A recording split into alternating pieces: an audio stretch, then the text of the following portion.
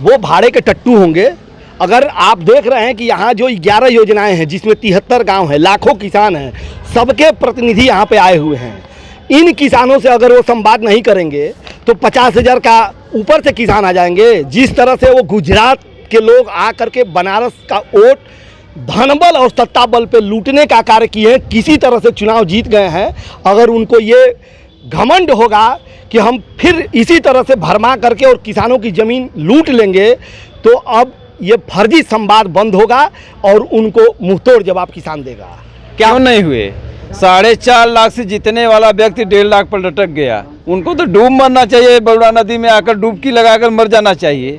कि जिसकी लोकप्रियता वो बढ़नी चाहिए और इतनी तेजी से बनारस में घट रही है, तो कहीं न कहीं किसानों के हित में खड़ा नहीं हुए प्रधानमंत्री, अनहित किए हैं, उनके अत्याचार किए हैं। उसका परिणाम 2024 में मिला है।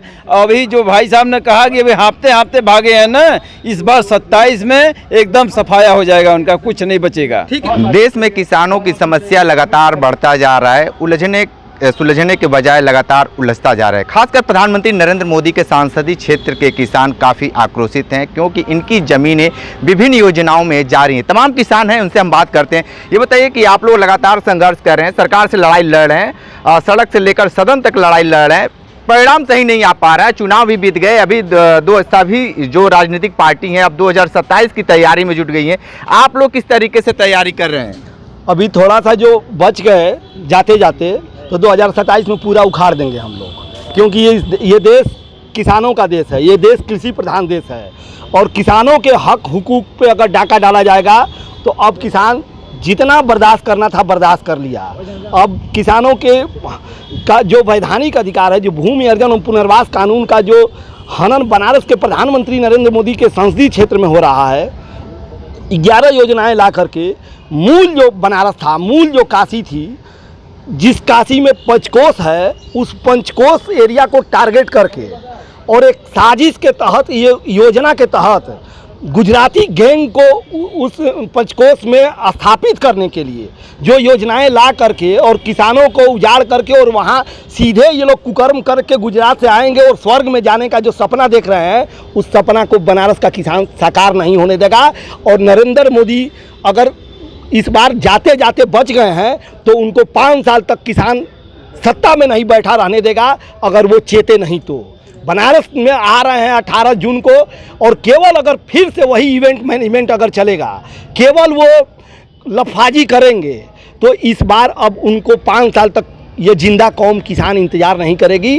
अब उनको ठोकर मार करके और बनारस से लेकर के दिल्ली एक करेगी और दिल्ली में उनकी कुर्सी हिला करके और उनको उखाड़ करके फेंकने का कार्य करेगी। तो कौन किसान होंगे, किस तरीके के किसान होंगे जो प्रधानमंत्री नरेंद्र मोदी उनसे सीधे संवाद करने जा रहे हैं? वो भाड़े के टट्टू होंगे। अगर आप देख रहे हैं कि यहाँ जो 11 योजनाएं हैं जिसमें 73 गांव हैं, लाखों किसान हैं, सबके प्रतिनिधि यहाँ पे आए हुए हैं। इन किसानों से अगर वो संवाद नहीं करेंगे तो 50,000 का ऊपर से किसान आ जाएंगे। जिस तरह से वो गुजरात के लोग आकर के बनारस का वोट धनबल और सत्ता बल पे लूटने का कार्य किए हैं, किसी तरह से चुनाव जीत गए हैं। अगर उनको ये घमंड होगा कि हम फिर इसी तरह से भरमा करके और किसानों की ज़मीन लूट लेंगे, तो अब ये फर्जी संवाद बंद होगा और उनको मुंहतोड़ जवाब किसान देगा। क्या मानते हैं, जिस तरीके से आप लोगों लगातार लड़ाई लड़ रहे हैं, ये लड़ाई में सफल क्यों नहीं हो पा रहे हैं आप लोग? भाई सफल क्यों नहीं हुए?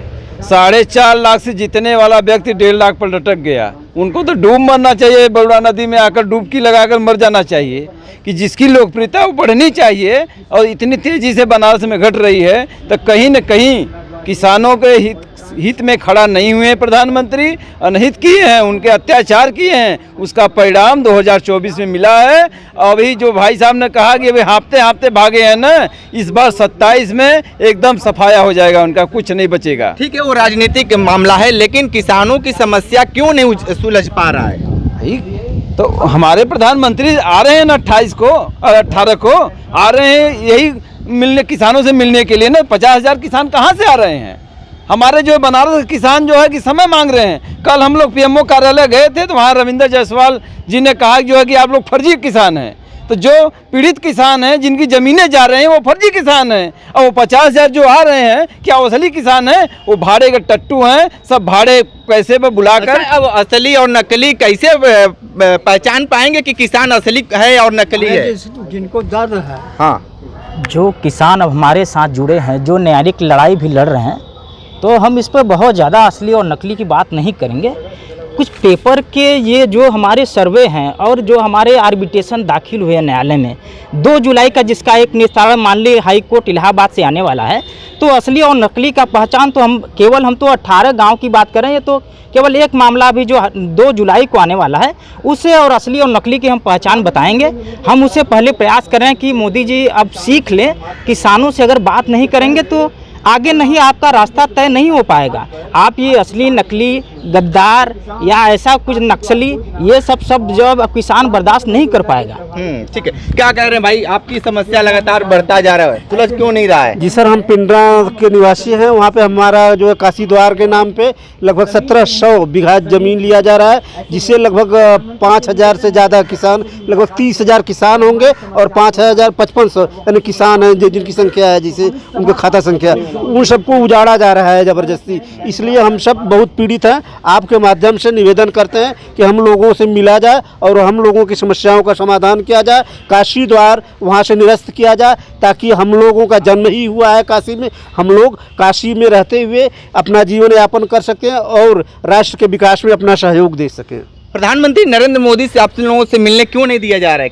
क्यों अरे रोका भाई, जा जब रहा कह रहे हैं फर्जी किसान हैं आप, हाँ। तो फिर मिलने की सब बातें कहाँ से उठती है? है? अरे असली बताइए भैया, हाँ? बनारस के ओरिजिनल किसान है। अरे तो ओरिजिनल है, तो वो तो उनका पीएमओ का जो है वो मंत्री कहता है कि फर्जी हैं, फिर कहाँ से हम लोग जो है क्या करेंगे उसके लिए? और भी लोग, भाई साहब बताइए, फर्जी और नकली कैसे पहचानेंगे मोदी जी? वो तो उनको चुनाव में ही पता चल गया है कौन फर्जी और कौन नकली है। हाँ। और अगर ऐसे ही रह गया तो अगली बार पता चल जाएगा। थोड़ा सा आगे आ जाइए। किसान क्या कहेंगे, मोदी जी से मुलाकात होगी कि नहीं आप लोगों से? मोदी जी से हम लोग मिलने के लिए बात करेंगे, लेकिन मोदी जी हम लोगों से मिलना ही नहीं चाह रहे हैं। हाँ। वो तो जो किसान के विरोधी लोग हैं, उन्हीं से वो मिलना चाहते हैं और कह रहे हैं कि हम 50,000 किसानों से मिलेंगे। हाँ, बताइए किसानों थोड़ा से सा। कहाँ मिलना चाहते हैं? यह सरकार जो है, हमारे प्रधानमंत्री जी, यह इनकी राजनीति ही किसान विरोधी है। और ये जो है नकली किसानों को असली किसान मानते हैं और असली को नकली मानते हैं। इनको असली नकली में पहचान ही नहीं मिलती है कि कौन असली है कौन नकली है। पहचान तो इस साल मिल गया उनको ज़रूर इलेक्शन में, लेकिन अभी कम मिला है, अभी मिलना थोड़ा बाकी है, वह 2027 में पूरा मिल जाएगा उनको। ठीक है, ये बताइए कि क्या मांगे हैं सरकार से, ये आखिरी सवाल है आपसे। हमारी मांगे यही है कि भूमि अर्जन और पुनर्वास कानून जो लोकसभा से पारित हुआ है, जो ये देश कानून से चलता है, ये देश संविधान से चलता है, विधान से चलता है, न मोदीवाद से चलता है। अगर नरेंद्र मोदी इस चुनाव के बाद भी अगर उनको होश नहीं आया है, अगर वो संविधान को और कानून को नहीं मानते हैं, वो तो जिस दिन शपथ लिए संविधान को मत्थे टेक रहे थे, तो अब तो यही तो हम लोग कह रहे हैं ना कि वो इवेंट मैनेजर हैं, वो केवल ड्रामेबाज हैं, वो मदारी हैं, वो एक अच्छे मदारी उनको माना जा सकता है। अब अभिनेता भी नहीं हम कहते हैं, वो मदारी हैं। वो जैसे गांव में मदारी आता है और उठ बंदर उठ, बैठ बंदर बैठ और करके और पैसा झाड़ करके गांव का चला जाता है, उसी तरह से यहाँ वो आते हैं, डमरू, फर्जी डमरू बजाते हैं। और बाबा शिव ने भी उनको इस बार सबक सिखा दिया और भगवान श्री राम ने तो उनको नेस्तनाबूते कर दिया। ठीक है, तो आप देखिए बनारस के शास्त्री घाट पे दर्जनों किसान हैं, लेकिन दर्जनों आप मत मानिए, एक किसान के पीछे हजारों किसान हैं जिसके प्रतिनिधित्व करने के लिए यहाँ पे लोग आए हैं। और सीधे तौर पे इनका यही कहना है कि प्रधानमंत्री नरेंद्र मोदी से ये लोग भी किसान मिलना चाहते हैं, अपनी समस्याओं को बताना चाहते हैं, अपना पीड़ा बताना चाहते हैं, क्योंकि काफ़ी दिनों से ये लोग परेशान हैं, अपनी समस्या, अपनी मजबूरी। जिस तरीके से बैरवन में किसानों के ऊपर लाठीचार्ज हुआ और सारे लोग देखे, लेकिन जिस तरीके से जो समस्या है वो उलझता ही जा रहा है, सुलझ नहीं रहा है। लेकिन जिस तरीके से इनका सीधे तौर पर आरोप है कि 50,000 अन्नदाता से मिलने जा रहे हैं, वो अन्नदाता कौन है, असली और फर्जी में नकली जिस तरीके से बातें कही जा रही है वो कितना सही होगा। ग्राउंड जीरो से रिपोर्ट कर रहे थे, तो हमारे साथ बने रही कांडी बनारसी के साथ, हमें दीजिए इजाजत, नमस्कार।